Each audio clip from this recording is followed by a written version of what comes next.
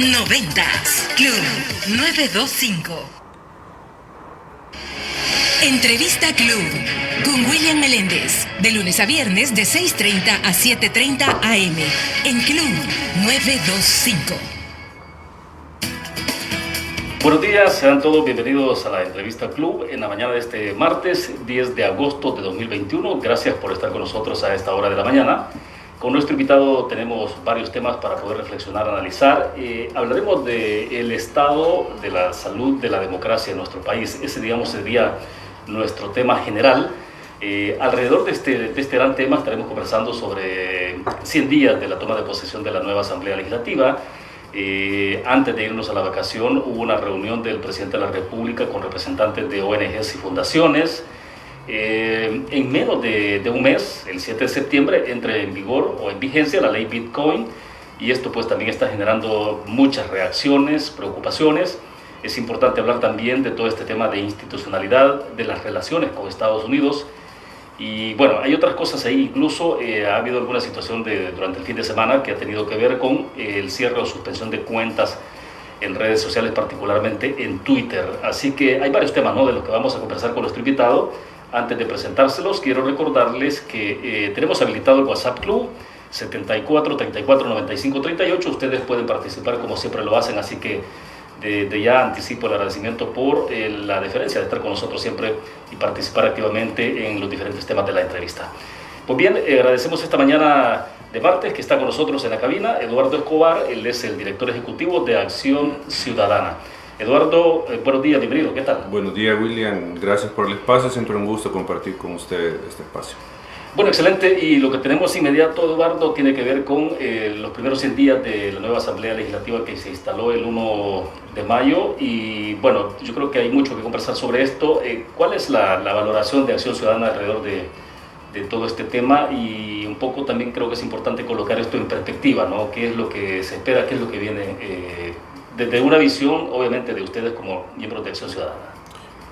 Bueno, en primer lugar, esta legislatura en estos 100 días, lo que nos mostró, lo más grave, es que es una legislatura que no respeta la Constitución y los principios democráticos. Y digo esto por el tema del golpe de Estado del 1 de mayo, que fue obviamente a instancias del presidente, pero luego promovido y avalado por la Asamblea Legislativa. Entonces creo que esa es la nota destacada de esta legislatura, el golpe de Estado. Yo creo que con eso va a pasar a la historia todos los actuales diputados, sobre todo los oficialistas, en cuanto a su labor legislativa, ¿verdad? Haber dado este golpe de Estado. Eso es tal vez lo más destacado y lo primero que hay que mencionar. Lo otro es que ha sido una legislatura, particularmente una bancada legislativa de Nuevas Ideas, que no ha sido autónoma, sino que ha sido una bancada legislativa que se ha manejado en función exclusivamente de los designios del presidente de la República. Acá no estamos hablando que esta asamblea ha tenido iniciativa propia, no estamos hablando que la Asamblea Legislativa ha discutido debidamente proyectos de ley, los nombramientos de los funcionarios, sino que estamos hablando de que han respondido simple y llanamente a los intereses del presidente. Pues han sido pues, robóticos en su labor. Simplemente, como lo decía el presidente antes de tener a esta Asamblea Legislativa, si solo es de apretar el botón. No sé si recuerda que el presidente decía, si es que no cuesta nada, solo apretar el botón. Entonces ahora tiene esa Asamblea Legislativa. Entonces, en realidad,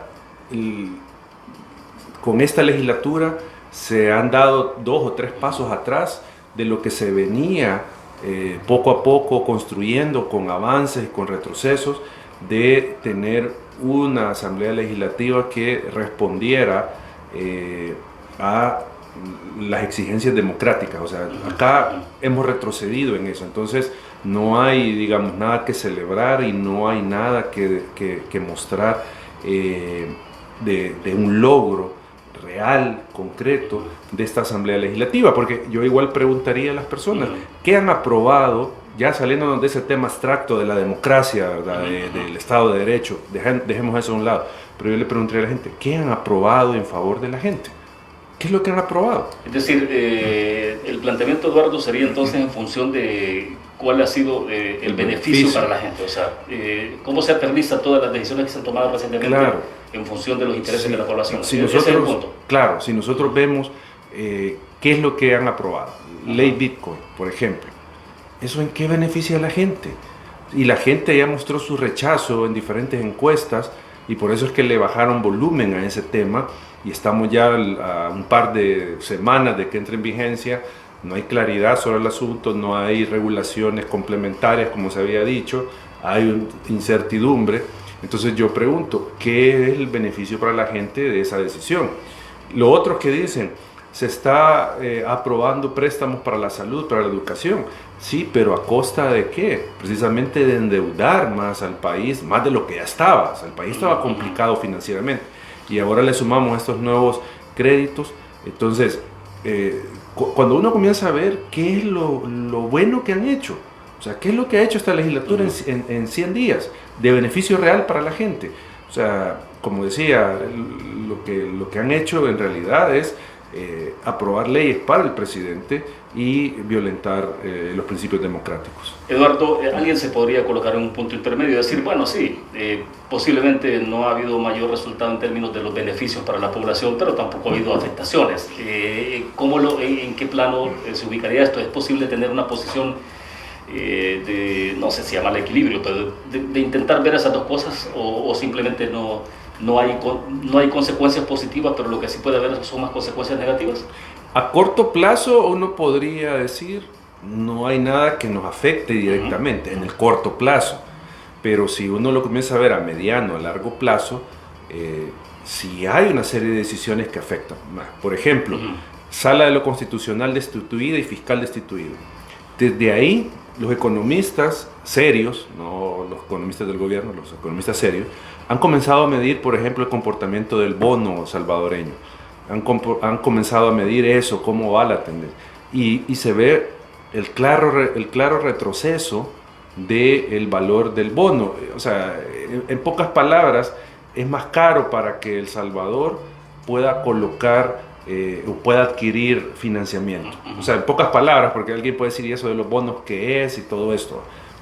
El tema es, para que a El Salvador le presten, o sea, es más caro que le presten a El Salvador. El Salvador paga más que otros países por endeudarse. Y esto lo muestra, o sea, yo no soy economista, pero los economistas muestran esos datos. De hecho, hace algunos minutos atrás estaba leyendo un tuit que lo escribió ayer Ricardo Castanera Ancheta del Instituto Centroamericano de Estudios Fiscales, ICEFI, y él decía, por ejemplo, mostraba una gráfica, ¿no?, de una tendencia sostenida en caída. El caso de los bonos salvadoreños, decía él, gráficamente este es el comportamiento de los bonos salvadoreños, con vencimiento en 2035 desde la destitución del fiscal y los magistrados. Entonces dice, el 30 de abril, si alguien había invertido $100, ganaba $4.35. El 9 de agosto, si alguien había invertido $100, perdería 16.20. Exacto. Y muestra esa tendencia sostenida. Entonces, pero vaya, eso es cómo se aterriza en los intereses del país y de cómo puede afectarle a la gente finalmente, porque aquí es un tema decíamos, de afectación. El Estado tiene recursos para la salud, la educación, a partir de varias fuentes. Una son los impuestos, o sea, lo que yo pago en impuestos de IVA, de renta, se utiliza para la salud, la educación, la seguridad, etc. Pero esos ingresos corrientes del Estado no alcanzan, o sea, no logran cubrir todas las necesidades de dinero para, digamos, estos temas. Entonces, ¿qué es lo que hace el Estado? Tiene que adquirir financiamiento externo, y esto lo digo por los amigos que tal vez que nos van escuchando y que no saben de los temas. Entonces, adquieren financiamiento con instituciones multilaterales que otorgan dinero, o salen a la bolsa con este tipo de bonos para que le den dinero al Estado. Entonces, ¿qué es lo que pasa con eso que acaba de mencionar, que usted mencionó, Willy? Que ya nadie quiere, o si va a comprar bonos salvadoreños, o los que los compraron han perdido. Entonces, ¿eso qué quiere decir? Que nadie va a querer comprar bonos salvadoreños porque no le es rentable. O sea, quien presta dinero, quien compra bonos es porque busca una ganancia, pero acá no le genera ganancia. Entonces, ¿cuál es la repercusión? Que al Estado se le va a hacer más difícil adquirir dinero afuera para financiar sus actividades, para financiar la salud, la educación, etc. ¿Y por qué viene eso? Pues precisamente por la ruptura del orden constitucional, por lo del 1 de mayo. Entonces, si vemos, ahí hay una decisión legislativa que está afectando ya al país, porque al país se le está haciendo más difícil adquirir dinero en el exterior para financiar sus actividades. Entonces, ahí hay una afectación clara, directa, que está viviendo el ciudadano, porque el ciudadano no es de que porque ya no está el anterior fiscal, eso le afecta directamente, que diga, sí, sino que hay una afectación. ¿Por qué? Porque el Ministerio de Salud no va a tener recursos en el momento para atender cuando usted se enferme. Pero será, Eduardo, que en esto se vuelven algunas consecuencias un poco difusas y eso entonces de repente hace que algunas personas no logren distinguir o qué ocurre? Sí, es que el problema, cuando se comienza a hablar que el Estado de Derecho ha sido roto, que los bonos han bajado, que el endeudamiento es más caro para el país, obviamente estos temas cuesta más entenderlos, o sea, porque si yo me pongo a leer un análisis económico yo no lo voy a entender, porque no soy economista, pero el punto es de que hay consecuencias, para ponerlo en términos llanos y así sencillos. Por cada decisión política que tome la Asamblea hay consecuencias económicas, hay consecuencias políticas, hay consecuencias internacionales para el país. Eso es lo que tiene que tener clara la gente. Entonces, la destitución de los magistrados, del fiscal, ¿tienen consecuencias? Sí, las están teniendo con el tema de la imagen internacional de El Salvador, el cumplimiento de las obligaciones en materia de derechos humanos y de democracia del país, ya está teniendo afectaciones en el tema del ingreso por préstamos, por bonos, etc. O sea, ya está teniendo una repercusión esa decisión política. Entonces, ahí hay una decisión que aparentemente en el corto plazo o en el día a día no me afecta, pero que está teniendo ya repercusiones mayores para la ciudadanía. Entonces, por eso decía, en el corto plazo pareciera de que no hay decisiones nocivas que han tomado los legisladores, pero si uno las comienza a ver, todas las consecuencias, y lo vea en el mediano plazo, ahí están las consecuencias negativas para el país por estas decisiones que están tomando. ¿Y estas consecuencias son irreversibles? ¿Cómo se puede catalogar? Es decir, ¿de qué depende, digamos, de que esto pueda en un momento determinado revertirse si es que hay esa alternativa?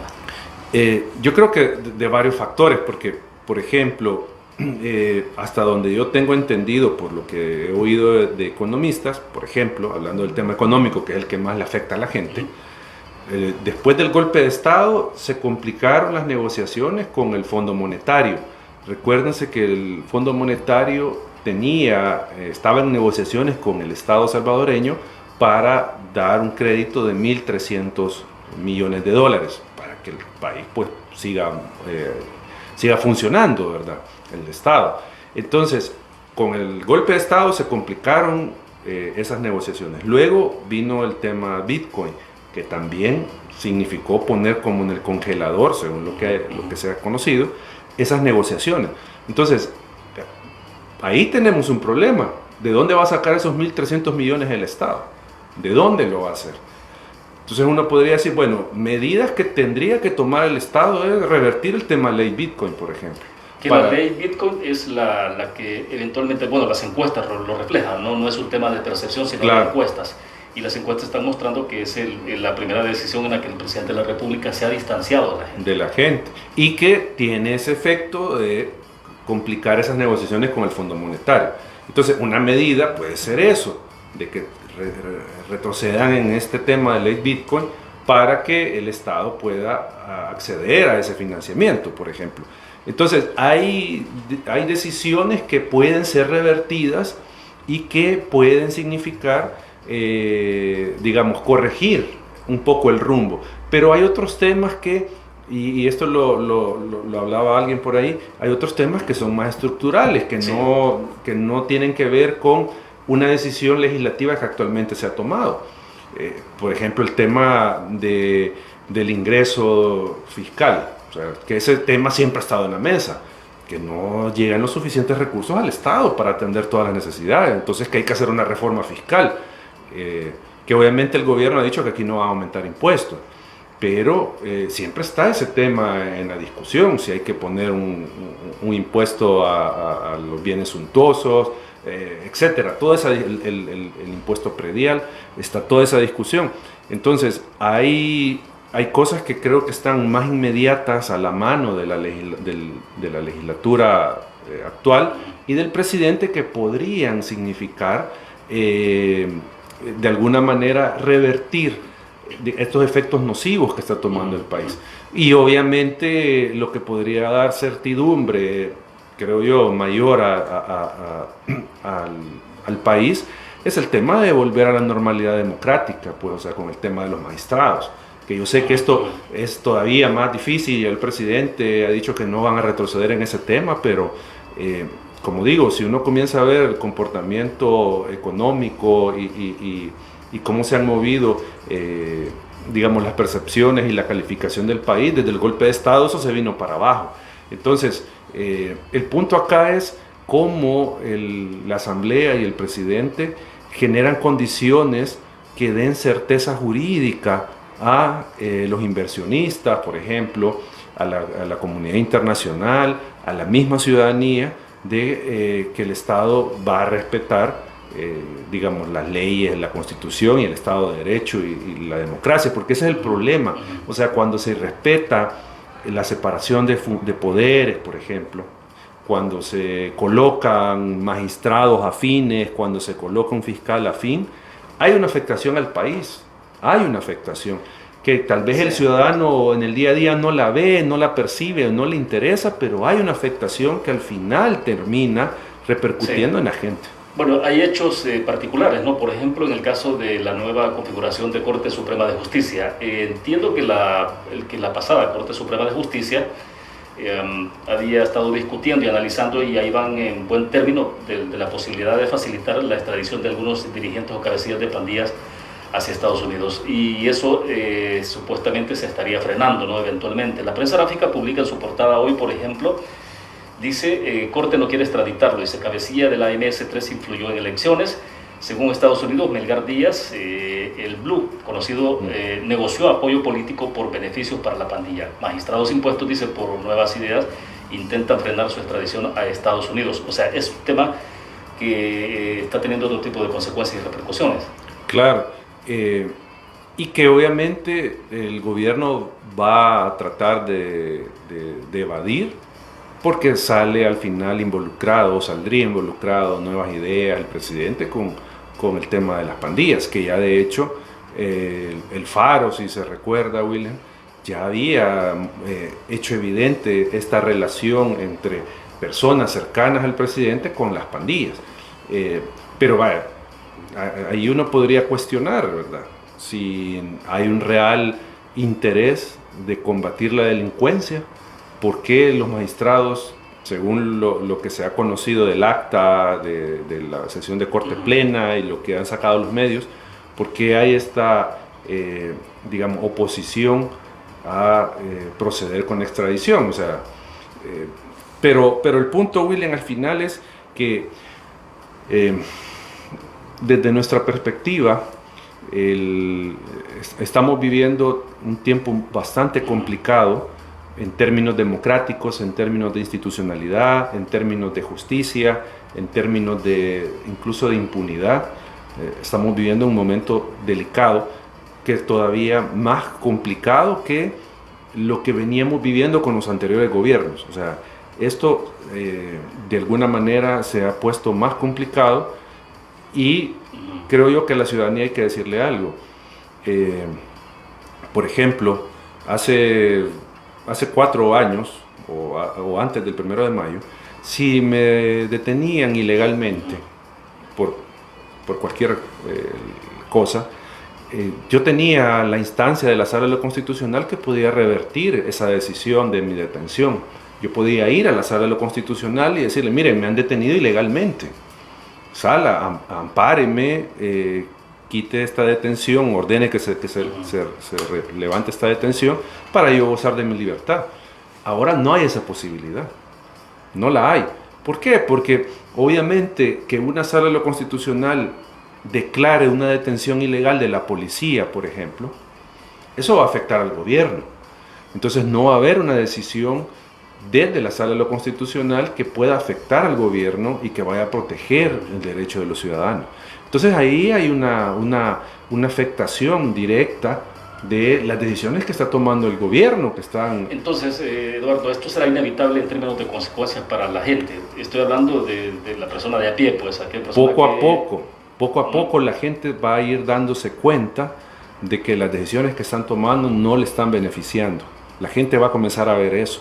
Y como digo, y una persona que sea detenida arbitrariamente por la policía no tiene esa opción o sea, sí lo pueden presentar, del habeas corpus, de ir a la sala de lo constitucional, pero esa sala no le va a resolver en contra al gobierno, si es una sala puesta por el gobierno.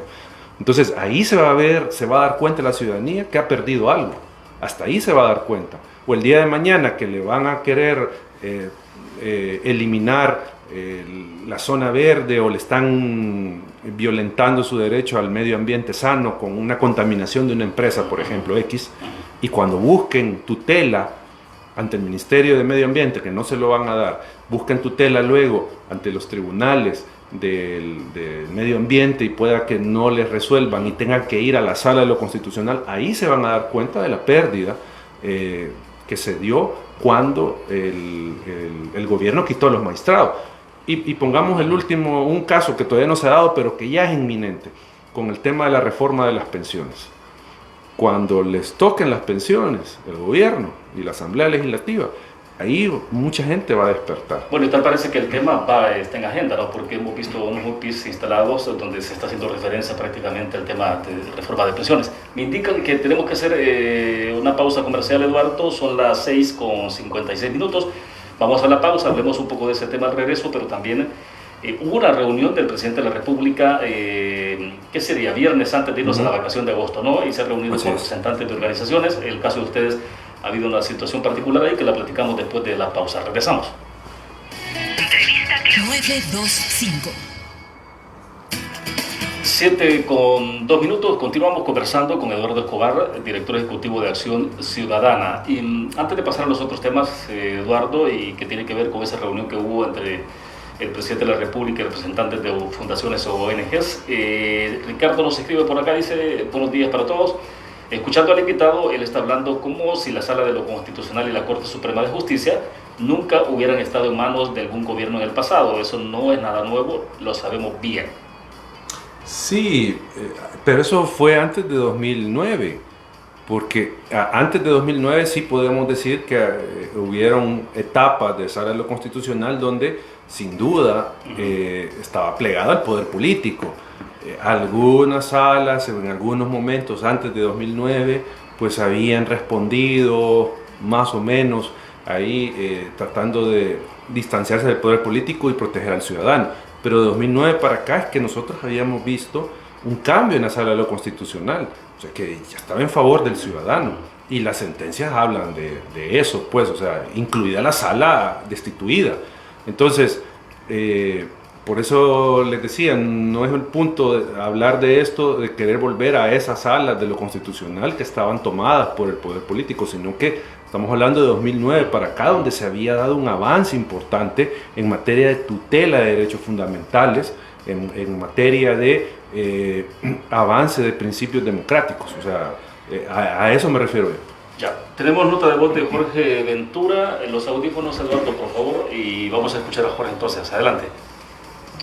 Buenos días, aportando esta mañana a la entrevista, creo que un punto muy importante es poder sensibilizar a la población sobre estos temas, porque tenemos una población que por falta de conocimiento, de falta de incidencia en la vida diaria, está viviendo problemas constantemente con los diferentes gobiernos, sin darse cuenta que las regalías que el gobierno actual está dando tienen un precio, ¿vea? Un precio justificado en la justicia, en la libertad, en la libre expresión, ¿vea? Y en vivir en una forma, digamos, precaria, ¿vea? Porque van a depender siempre de la bolsita y o de la cajita de comida, sin ver más adelante el progreso del país, ¿vea? Porque si vemos, este gobierno no ha aportado nada en el crecimiento de la productividad, ¿vea? En el crecimiento de los ingresos, en la economía, ¿vea? Sino que está jugando a una estrategia política mediática donde lo que está haciendo es sobrevivir con préstamos. Estamos claros que los préstamos se van a acabar, pero lo que sigue después es vender el país a China o algún estado que por alguna conveniencia quisiera invertir, ¿verdad? Y ya tomar parte en las decisiones. Creo que el pueblo tiene que estar consciente de que lo bueno cuesta, ¿vea? Y no es de esa manera, ¿vea?, que se resuelven los problemas del país. Tenemos un gobierno populista que debajo de su estrategia política tiene un montón de situaciones anómalas, ¿vea?, falta de transparencia.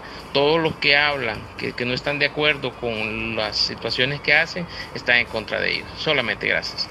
Bueno, excelente. Gracias, Jorge, por la participación. No, totalmente de acuerdo con todo lo que dijo el amigo y creo yo que rescatando algo de lo que él mencionaba, que como digo, estoy de acuerdo en todo lo que dijo, pero sí es de tratar de decirle algunas cosas a la ciudadanía para que reflexione. O sea, acá no es de estar en contra del gobierno por sí, o sea, el punto es, el gobierno tiene que gobernar democráticamente, cumpliendo con la ley, con la Constitución, siendo transparentes. ¿Por qué las organizaciones, por qué varias voces hemos dicho y estamos señalando al gobierno? Porque no lo está haciendo así. No lo está haciendo así. Ese es el problema. Si el gobierno fuera transparente, si el gobierno respetara la Constitución, pues no hubieran esas críticas que desde sociedad civil se hacen, por ejemplo, o de otras voces que señalan que se está gobernando autoritariamente. Entonces, sin duda, lo que decía el amigo es fundamental, hacerle esa reflexión a las personas para que ellos lo piensen y le exijan a su gobierno que cambie algunas cosas que no está haciendo bien. Bien, hablemos de la reunión del encuentro que sostuvieron entonces representantes de las organizaciones no gubernamentales y el presidente de la República. ¿Qué pasó finalmente con Acción Ciudadana, Eduardo? William, lo que pasó es que la invitación, o sea, se giró hacia Acción Ciudadana. O sea, les llegó invitación de Casa Presidencial. Llegó invitación de Casa Presidencial casi 24 horas antes de la reunión, pues fue sorpresivo. La invitación no se esperaba. Aparte que no había agenda, no había objetivo de la reunión, o sea, solo era la invitación a estar en Capri. Y confirmaban que era con el presidente de la República. Confirmado que era con el presidente de la República, así es. Pero el punto es de que nosotros pensamos que era una invitación para la organización. O sea, sí era para la organización, pero llevaba una persona designada para asistir, ya que en este caso era nuestro anterior presidente. O sea, no era abierta para decir, invitamos a César y ustedes delegan a una persona. Delegar, exacto, no era sino que era cerrada para el anterior presidente de Acción Ciudadana. Que también el tema es que él no está en el país, entonces claro, no podía asistir a esa reunión. Entonces nosotros lo que hicimos fue comunicar pero entonces hubo un cambio en junta directiva de Acción Ciudadana y retomaron el nombre de anterior presidente. Sí, porque Humberto Sáenz, que es el actual presidente, él comenzó en diciembre de 2018. Sí. O sea, ya tiene su rato de estar de presidente, sí, Humberto. Entonces tomaron el nombre del anterior presidente. Entonces, como por lo que digo, que aparte que él no es el presidente, no está en el país. Entonces se les hizo ver a la gente de protocolo de Capres esa situación, tratando de, miren, no puede ir esta persona, entonces queremos sustituir a la persona. Pero nos dijeron de que era intransferible la invitación, o sea, no se podía hacer una sustitución, sino que tenía que ser esa persona en particular. la que fuera. Entonces, o sea, aún cuando ustedes explicaron de que esta persona ya no era el presidente. Así es, o sea, no hubo, digamos, apertura en ese sentido de cambio del invitado. Entonces, por eso es que nos asistió, porque como era contra invitación, no podía llegar yo o Humberto con la invitación a nombre de otra persona. Pues entonces, eso fue lo que pasó. Eso fue lo que pasó. Como digo, nosotros no queremos hacer mayor tema de eso, pues, o sea, nosotros dejamos constancia con la gente de protocolo de que sí estábamos en la disposición de asistir, pero que por la decisión de ellos mismos no podíamos llegar. Ahora, ¿cómo se interpreta en todo caso ese encuentro? Porque ocurre en una circunstancia bastante especial, ¿no? Que tiene que ver con la situación de las relaciones con Estados Unidos, el tema de institucionalidad. ¿Cómo se interpreta o cómo debería interpretarse? Bueno, primero, como le decía, es algo sorpresivo, porque no nos esperábamos esa convocatoria del presidente. O sea, cayó de sorpresa. Ahora, en algunos momentos se ha utilizado un calificativo de organizaciones fachadas. Aparte se les ha incluido en algunos casos, no todas, pero algunos se han mencionado directamente, ¿no? Claro, o sea, digamos, no se llegaba a esa reunión en el mejor momento. Bueno, es que nunca ha habido un mejor momento de la relación del presidente con las organizaciones. O sea, nunca ha existido ese mejor momento, pero sí llegábamos en el punto tal vez más bajo de esa relación gobierno-organizaciones. Y de hecho, el día anterior había sacado un video el presidente donde señalaba, y aparecíamos algunos en ese video, donde se tergiversaba lo que uno había dicho por el tema de los sobresuelos. Entonces, digamos, se llegaba así en esas condiciones, donde las organizaciones habíamos estado señalando el autoritarismo del gobierno, donde el gobierno nos había estado señalando también como organizaciones de fachada que respondemos a ciertos intereses y todo esto. Así se llegó a la reunión, y obviamente con desconfianza, obviamente con reservas de lo que podía surgir de esa reunión. Así se llegaba en ese momento, que obviamente hay que tener en claro que hay actores que jugaron para que se diera esta reunión, porque de voluntad propia del gobierno no se iba a dar. O sea, no se iba a sentar con las organizaciones por su propia voluntad el gobierno. Sí. Entonces, digamos, el punto es que se llegó así en esas condiciones a la reunión. O sea, tenso la relación, o mejor dicho, sin relación y con tensión, ¿no? Ahora bien, las otras organizaciones o representantes de estas organizaciones han compartido con ustedes, han socializado un poco de ese encuentro. ¿Ha habido alguna reunión? Vimos una conferencia de prensa que la dieron al filo de las 10:30, 11 de la noche el mismo día, ¿no? Informando a la población del resultado de la reunión. Bueno, no sé si resultado, pero sí del encuentro mismo. Y no sé si se han reunido ustedes como representantes de todas las organizaciones, conversar de esto. Finalmente, ¿en qué aterrizó esto? O sea, ¿habrá un seguimiento? ¿Saben ustedes qué va a pasar? Según lo que se ha hablado es lo que se dijo en la conferencia, porque eso fue lo que pasó. Lo que se dijo en la reunión por parte del presidente es que se iba a continuar con la relación y con ese espacio que se había creado. Pero obviamente las organizaciones, en primer lugar, no podemos dar un cheque en blanco al presidente de la República, que simplemente porque nos sentamos, ya creemos todo lo que dijo, ya se resolvieron los problemas democráticos que se han señalado, sino que lo que se espera es una hoja de ruta que se pueda construir con el Ejecutivo, donde hayan compromisos, donde haya una metodología para lograr esos compromisos y tener resultados. Obviamente no se va a lograr todo, porque, por ejemplo, las organizaciones tenemos como punto de partida el tema de restaurar el orden constitucional. Eso para nosotros no es negociable, ni tampoco para el gobierno. Entonces ahí no se va a lograr que se revierta la medida del 1 de mayo, el golpe de Estado. O sea, eso no es negociable. Para nosotros no, y lo que dijo el presidente en la reunión tampoco para ellos. Entonces ahí hay un punto de desencuentro. Entonces, ¿cuál es el sentido de esas reuniones? Obviamente, y por eso decía, de una hoja de ruta y qué es lo que se espera conseguir. En esta hoja de ruta, ¿qué podría ser entonces? No sé, elegir, como establece todo el marco de legislación, por ejemplo, al fiscal general de la República, porque se le termina su mandato, ¿cuándo sería? Diciembre, ¿no? Diciembre. Entonces, hacerlo todo de acuerdo a lo que manda la ley, con criterio de independencia. Pueden lograr algunas cosas particulares como esa, que sería importante que se nombre una persona que no sea afín al gobierno, un fiscal independiente, pero sabemos que eso va a ser difícil que lo hagan. O sea, el actual gobierno está replicando el comportamiento de los otros gobiernos. El Partido Nuevas Ideas está replicando lo de los otros partidos políticos. ¿En qué sentido? Van a nombrar funcionarios afines. No van a poner a cualquier persona. Pero entonces ustedes no ven un proceso de reversa de estas decisiones, Eduardo. Es difícil.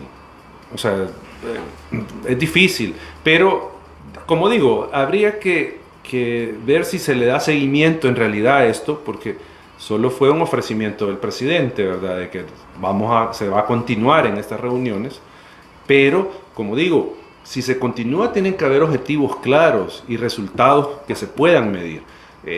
Por ejemplo, y eso solo medio lo mencionaron, según lo que nos dijeron en la reunión, el tema de las reformas a la ley de acceso a la información. Por ejemplo, sí. Eso sería una muestra de voluntad de parte del gobierno que no se aprobaran esas reformas que ya hemos dicho serían dañinas para el tema de acceso a la información. Sí. Alguien de terminación de celular 0337 dice, buenos días, preguntar a Eduardo si negar la extradición de mareros o pandilleros a Estados Unidos podría ubicar a El Salvador en el hecho de que hay un narcogobierno o una mara pandilla gobierno. Feliz mañana, dice, excelente entrevista. No sé si poner que es un narcogobierno o un gobierno de pandilla, ¿verdad? Tal vez no a ese nivel, pero que sí, obviamente, puede verse que hay algún interés o alguna intención del gobierno de proteger a este tipo de personas que son pandilleros, ¿verdad?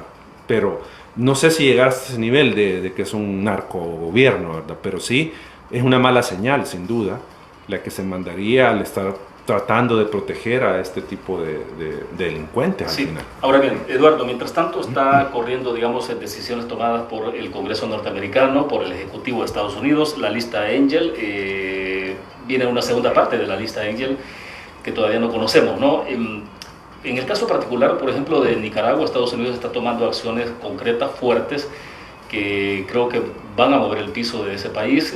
Por ejemplo, el anteproyecto Renacer, la ley Renacer, recién la aprobaron hace más o menos 4 días en el Congreso norteamericano en una decisión bipartidista, ¿no? Que eso es interesante también porque es una decisión de demócratas y de republicanos. Están prácticamente colocando en revisión el Tratado de Libre Comercio con Nicaragua y elevando el nivel de presión hacia Daniel Ortega. Obviamente hay una preocupación también sobre los demás países del Triángulo Norte, ¿no? Cuando uno lee un poco sobre lo que está pasando, dicen, bueno, aquí, en términos de cómo está deteriorándose el sistema democrático. Sí, yo creo que Nicaragua es un caso sumamente especial en la región.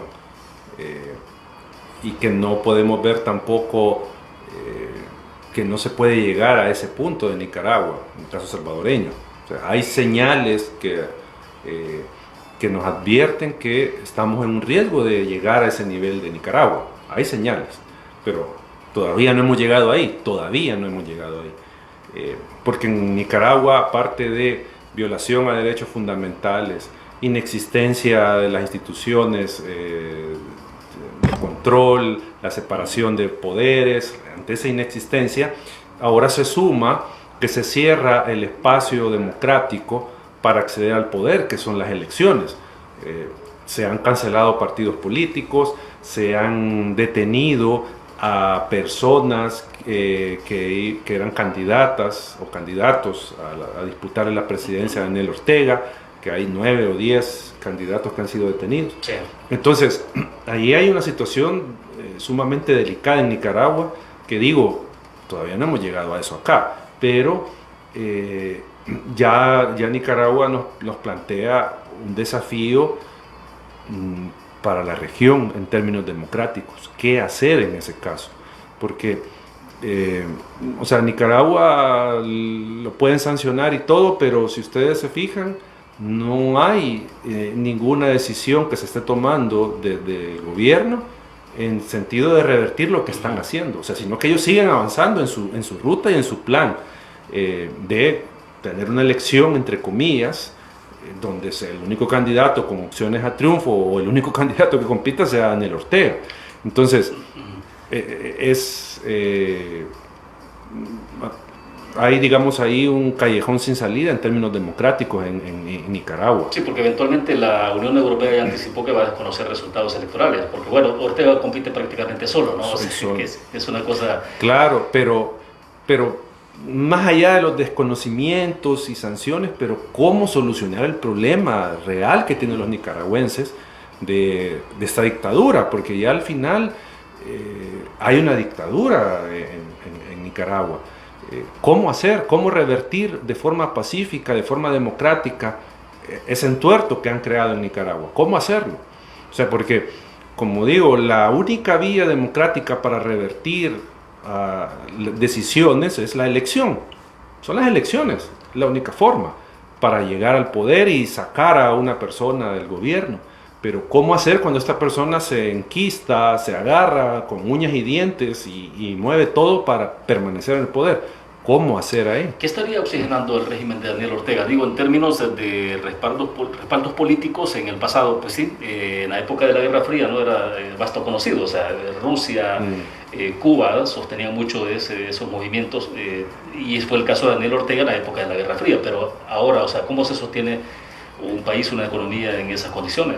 Yo creo que internamente, obviamente, hay un respaldo popular del régimen, y no estoy diciendo mayoritario, pero un respaldo popular, o cierto respaldo popular, pero creo que más generado por el clientelismo político, ¿verdad? El que puede haber en Nicaragua.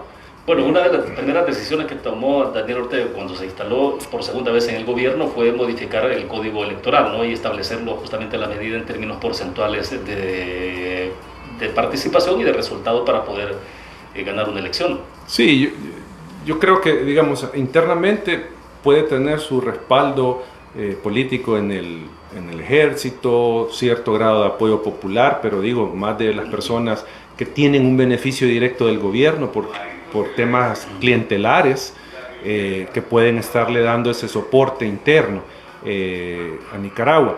Afuera, no sé, ¿verdad? Rusia, China pueden tener algún tipo de apoyo, pero el tema para mí es cómo resolver ese problema. Si no hay caminos democráticos, no hay mecanismos democráticos para solventar ese problema. ¿Y ese puede ser un escenario entonces extendido hacia Triángulo Norte, Eduardo?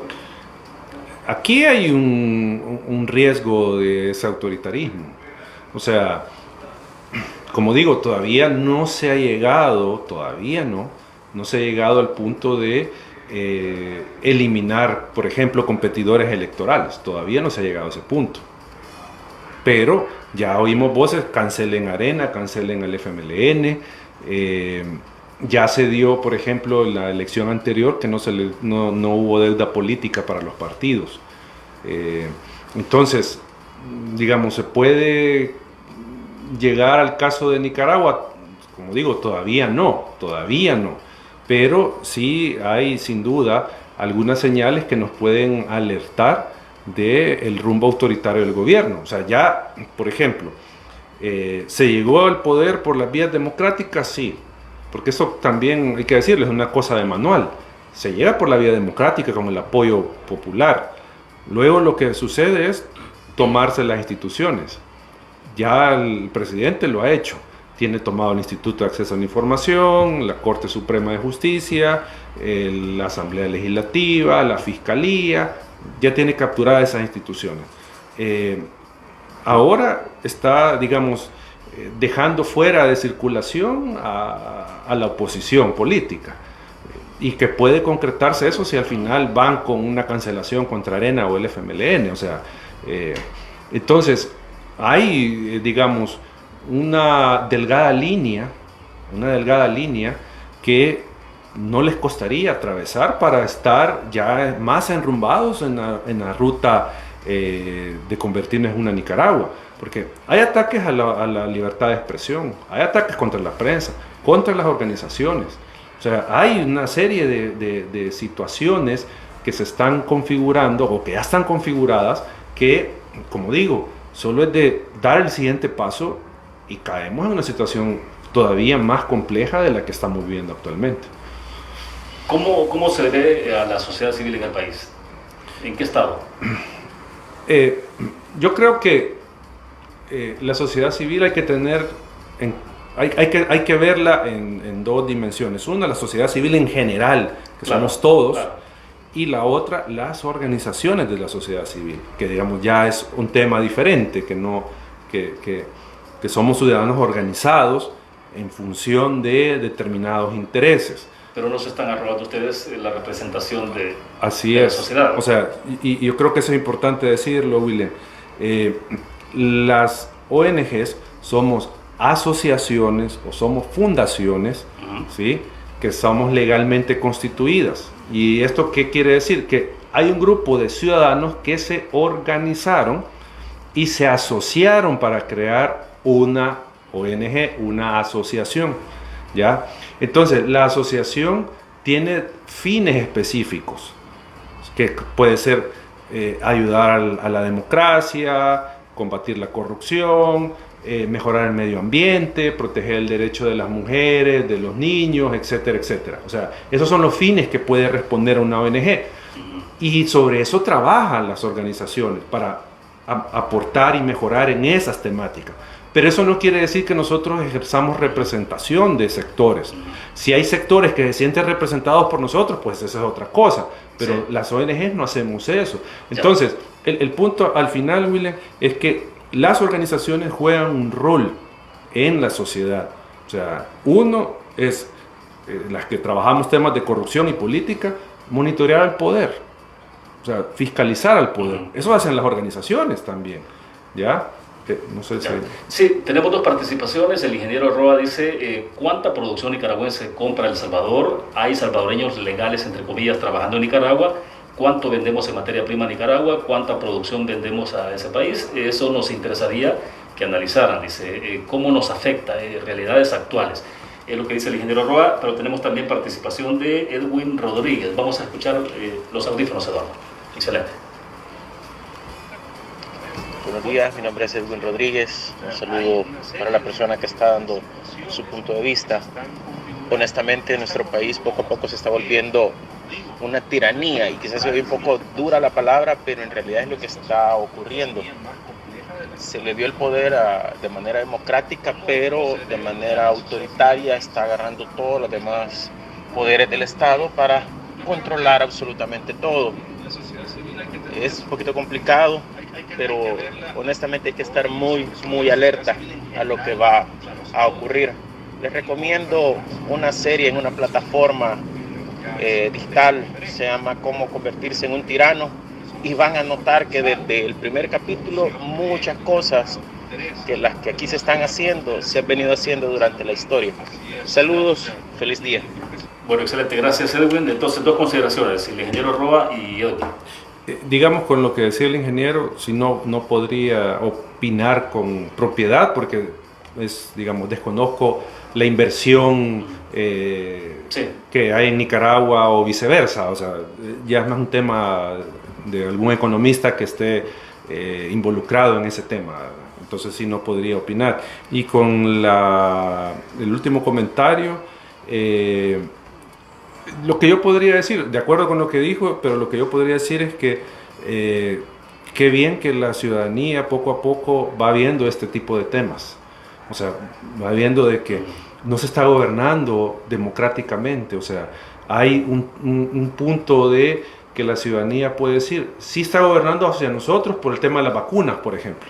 Porque hay gente que con eso dice, está gobernando para nosotros. Pues sí, pero esa es la obligación del gobierno. Esa es la obligación del gobierno. Pero entonces, ¿para qué está? O sea, si no procura la salud de la ciudadanía, ¿para qué está? Pero como salvadoreños tenemos que entender que la vivencia democrática, la vivencia respetando los derechos va más allá del tema de las vacunas y de la cesta solidaria. Yo sé que para muchas personas con eso basta.